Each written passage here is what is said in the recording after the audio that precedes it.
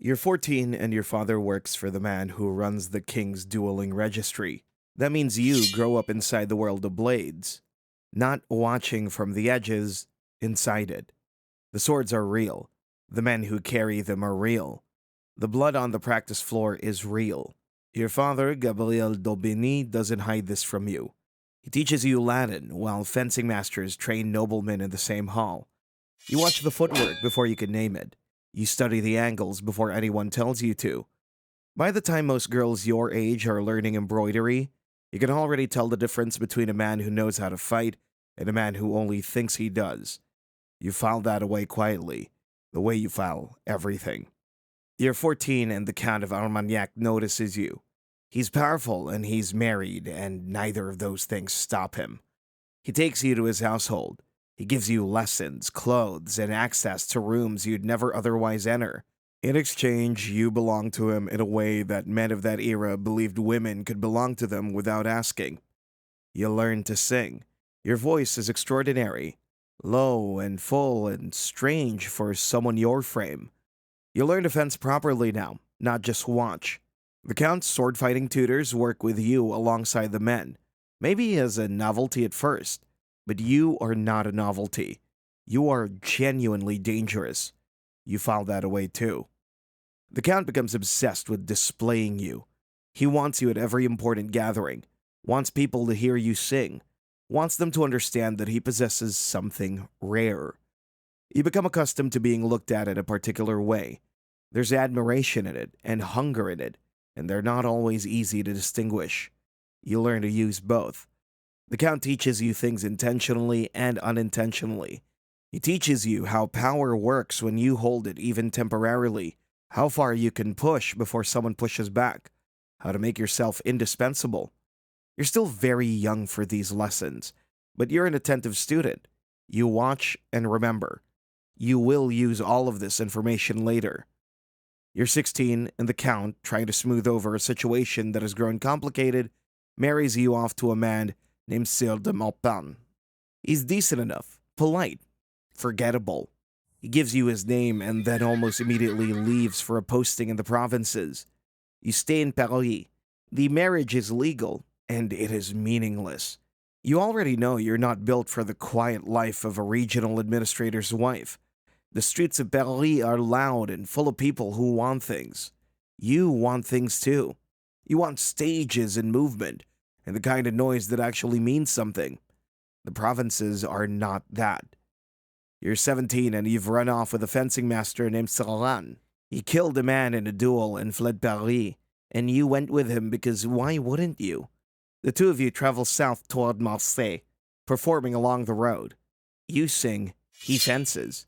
Sometimes you fence too, dressed as a man, challenging locals in taverns and market squares. You beat them, more than once. Men who thought they'd have a funny story about embarrassing some girl in breeches walk away from the encounter with nothing they'd want to repeat. You don't brag. You don't need to. You've already proven the thing you've needed to prove. You're 17 and Marseille sees you for the first time on an actual stage. You perform at fairs. You sing arias that technically aren't meant for a voice like yours. People stop walking when you open your mouth. They actually stop and turn around. Your voice has that quality. Rough and trained at once. The way a blade can be both sharp and heavy. You're not performing for the applause.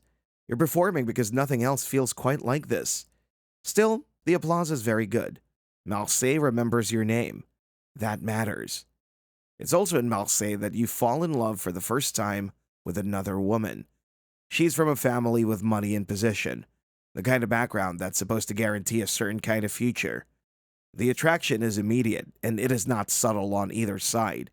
You spend time together in ways that probably shouldn't be unexamined. When her family notices what's happening between you two, they respond the way families of that era always respond, with panic, with intervention, with a determination to stop it immediately before it becomes anything official. They arrange for her to enter a convent. This is presented as a temporary solution, a cooling-off period. It's not meant to be temporary at all. Paris, early 1690s, Julie has made it to the Paris Opera, which is the most prestigious opera company in France.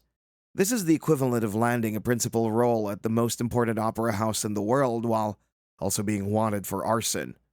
She sings mezzo-soprano roles. She's extraordinary.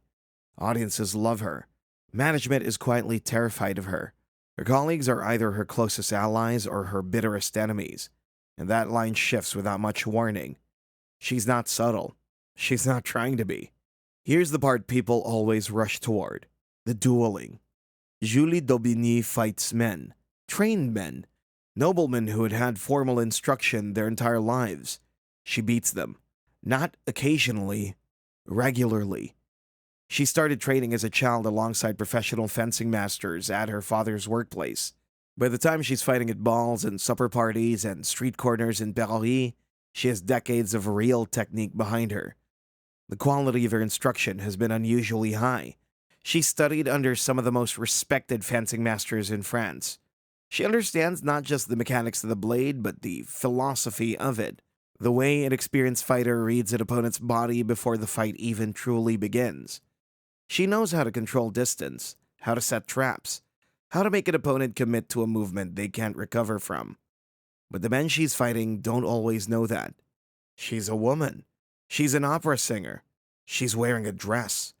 How hard could this be? You already know how this ends. One documented account places her at a royal ball where she kissed a woman directly in front of the assembled guests. 3 different noblemen, separately, at different points in the same evening, took offense and challenged her.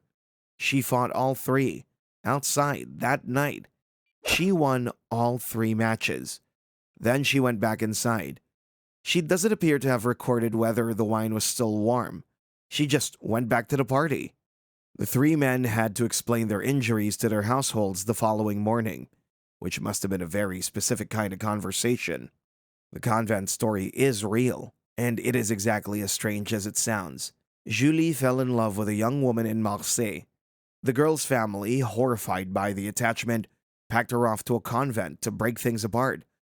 Julie considered the situation and decided the correct response was to enter the convent herself, disguised as a novice. She stayed long enough to steal a corpse from the mortuary, place it in her girlfriend's cell to fake the girl's death, and then escape with her out of the door. This is in historical records. She was convicted in absentia for the incident, sentenced to death by burning. The King of France later pardoned her, because apparently even French courts have limits on what they're willing to burn an opera singer for. She collected pardons roughly the way other people collected jewelry. One pardon from Louis XIV for the convent incident, another after she fled to Brussels following a duel in Paris that went further than duels were officially supposed to go, third after an arson charge in Marseille that the records are somewhat vague about but clearly happened. She had a real gift for ending up in situations requiring royal intervention. The remarkable part is that the intervention kept arriving. She was that valuable. Her voice was that extraordinary. The Paris Opera wanted her back badly enough to make certain problems quietly disappear. And that's a very specific kind of power for a woman of that era to hold.